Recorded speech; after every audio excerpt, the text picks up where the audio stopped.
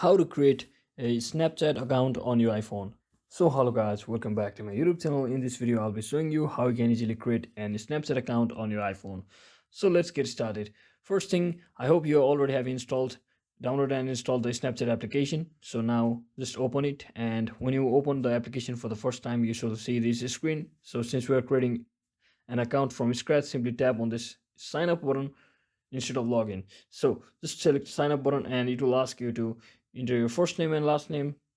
So once you enter your first name and last name, you can simply select your birthday from over here just like this and click on continue to proceed to the next step. And you can also change your username for the first time from over here, and remember you will always be able to change this later in the settings. So simply click on continue for now and just set a strong password. Make sure it is at least 8 characters.